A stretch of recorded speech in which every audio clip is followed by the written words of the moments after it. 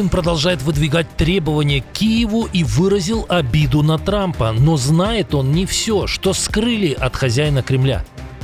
Стали известны детали секретного плана НАТО. Альянс готовит переброску к российской границе почти 1 миллиона военных. Новая спецоперация Кремля. Ее последствия начали ощущать миллионы людей. И речь идет не об Украине или ЕС. В Центральной Азии опять напали на китайцев. Раньше их били, теперь в них стреляют. Ошибка президента. Во время саммита ОДКБ Путин проболтался и раскрыл одно из самых слабых своих мест.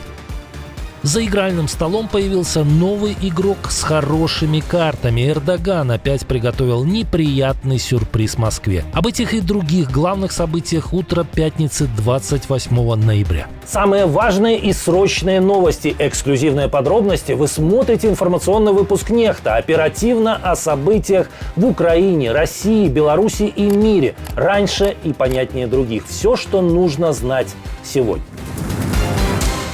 А начинаем со звонкой оплеухи, которую выписали путинскому подручному Рамзану Кадырову. Дроны пробили чеченскую неприступную крепость. В Грозном горел военный городок полка Росгвардии Ахмат-Север. Прямо те самые казармы, где Кадыров любит устраивать парады. Но теперь ему тут видео для ТикТока не поснимать, а по сети разлетаются совсем другие ролики с густым дымом над комплексом. Мониторинговые каналы сообщают и о прилетах по другим военным объектам в Шатойском районе столицы Чечни.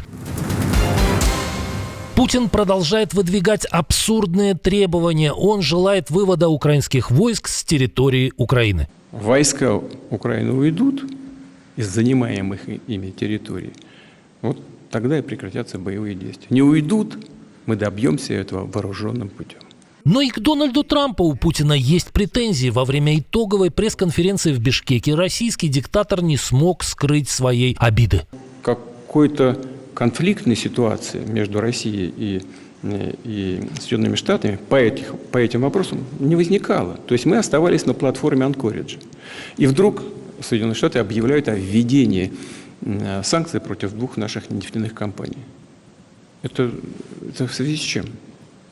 Я вам честно говорю, я даже не понял, а что происходит-то? И действительно, что происходит? Может, накидаем версии Владимиру Владимировичу в комментариях. Одновременно Путин попытался снять обвинения со Стива Уиткофа на фоне скандала с прослушкой. Обвинять господина Уиткофа в том, что он уж больно любезно обходится со своими российскими коллегами, не в чем.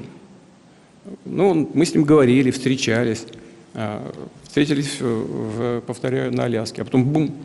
Тем временем страх Путина перед несгибаемым украинским народом принимает характер анекдота. На время визита хозяина Кремля в Бишкек у посольства Украины выставили огромный стенд, который должен был скрыть от глаз гостя желто-голубой флаг. Мероприятия саммита ОДКБ проходили в резиденции президента Кыргызстана, а диппредставительство ненавистной Путину страны находится прямо напротив.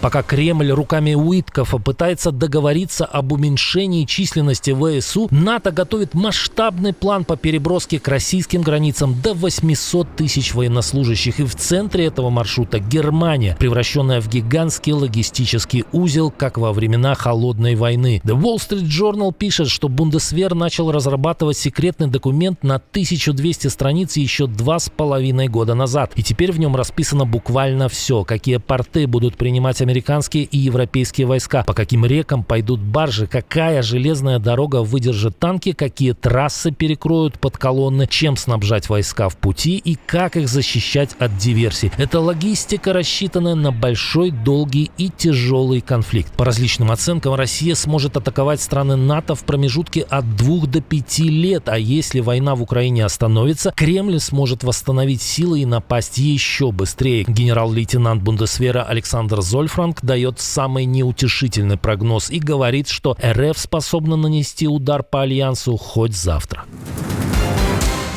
А пока российские власти заняты проведением другой спецоперации, и речь не об агрессии против Украины. Новая необъявленная СВО направлена на собственных граждан. Еще недавно она накрывала только жителей российских регионов, но теперь добралась и до столицы. Интернет стали отрубать и в Москве. По данным «Сбой РФ», город и область поставили рекорд по жалобам на проблемы с мобильным подключением, но перебои были и с Wi-Fi. В Московской области, по заявлениям жителей, не грузились видео, отключился Google, и банковские приложения, работали только мессенджеры. Официальных объяснений нет, но вряд ли это случайность. Накануне именно такую же схему белых списков власти включили и в Белгородской, и в Ростовской областях. Людям оставили только ВКонтакте, Макс и кусочек Яндекса. До этого отключения уже прокатились по 56 регионам, и почти везде параллельно ввели белые списки. Вместо всемирной сети пару десятков проверенных лояльных сайтов.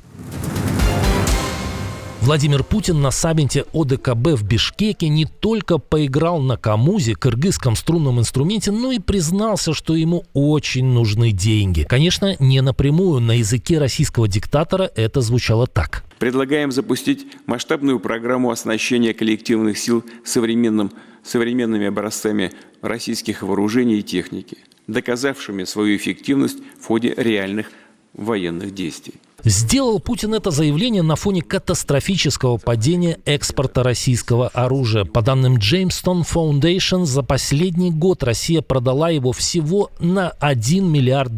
Это минус 92% от уровня 2021 года. До полномасштабной войны Кремль стабильно зарабатывал на оружии по 14 миллиардов зеленых в год. Стокгольмский международный институт исследований проблем мира подтверждает, доля России на мировом рынке оружия обвалилась с 21 до менее чем 8%. Страна уступила второе место Франции. США сохранили первенство и теперь контролируют почти половину мирового рынка. На фоне такого обвала предложение Путина странам ОДКБ выглядит как шаг отчаяния. Союзники теперь нужны Кремлю не как партнеры, а как рынок сбыта. Тем временем Эрдоган готов сделать Путину очередной сюрприз. В Анкаре заявили, что готовы выслать своих солдат в Украину. Как сообщили в Минобороны Турции, страна согласна войти в состав международных сил, которые отправятся в Украину в рамках гарантий безопасности после окончания войны с Россией. При этом в ведомстве подчеркнули, что для начала должен быть достигнут режим прекращения огня. После этого следует определить рамки миссии, четко прописать ее мандат и решить, какой вклад внесет каждая страна. Турецкие вооруженные силы готовы поддержать любую инициативу, которая принесет безопасность и стабильность нашему региону. Новое, более опасное нападение на китайцев в Центральной Азии. После ряда массовых драк между местными и китайскими рабочими в Кыргызстане были задержаны десятки участников, а в Бишкек срочно приезжал из Пекина главный дипломат красного режима товарищ Ван И. Но только попытались погасить антикитайские настроения в одной стране региона, как нападение на рабочих из Поднебесной совершили в другой. Но в Таджикистане все пошло по более жесткому сценарию. На границе с Афганистаном была атакована база золотодобывающей компании. Нападение шло с афганской стороны с применением стрелкового оружия и дрона, начиненного гранатами. Погибли 3 граждан Китая, сотрудники совместной таджико-китайской компании. Таджикистан подчеркивает, несмотря на постоянное усиление охраны границы и попытки наладить нормальное сотрудничество с Афганистаном, вооруженные группировки, действующие на территории соседней страны, продолжают атаковать приграничные районы, пытаясь расшатать ситуацию. И по совпадению произошло это во время саммита ОДКБ, организации, которая вроде как должна помогать членам защищаться от вот таких вот внешних угроз.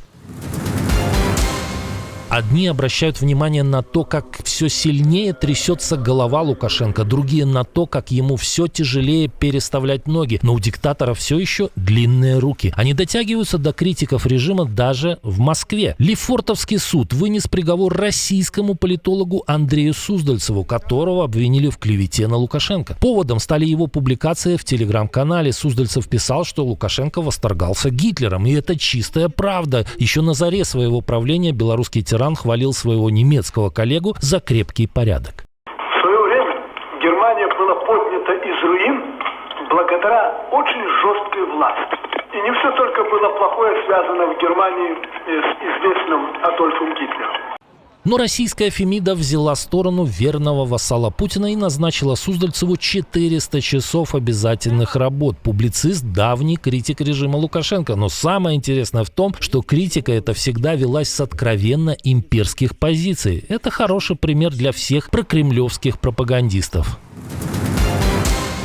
Самые разнообразные роботы, самые высокие мосты, вторая экономика мира. Так некоторые представляют коммунистический Китай. Но на деле некоторым гражданам страны приходится жить по стандартам, которые тяжело укладываются в голове. Молодая китаянка выложила в Reddit видео жилья, которое смогла себе позволить. Это не хрущевка, не капсула, а буквально щель шириной всего 40 сантиметров. Внутри помещаются только кровать, розетка и телевизор вместо окна. Но смотреть его нужно лежа на боку. Но рынок жилья в Поднебесной — это не только цены до небес, но и высокий риск. В Гонконге продолжает расти число жертв ужасного пожара, который уже назван худшим за столетие. Официально погибшими считаются уже более 65 человек, но еще почти 300 числятся пропавшими без вести, аж 76 пострадали. Полиция задержала 3 подозреваемых, отвечавших за ремонт сгоревшего здания. Их обвиняют в грубой халатности. Предполагается, что быстрое распространение огня усугубили бамбуковые строительные леса и другие материалы.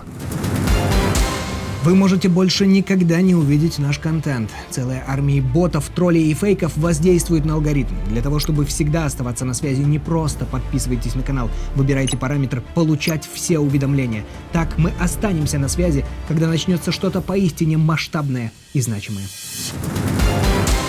Отдельное спасибо, что смотрите, досматриваете до конца, и спасибо за доверие. Жду ваших развернутых комментариев, лайков и репостов. Это важно, чтобы нас становилось больше. Прекрасного вам и продуктивного дня. На этом пока все. До новых встреч и хороших вам новостей.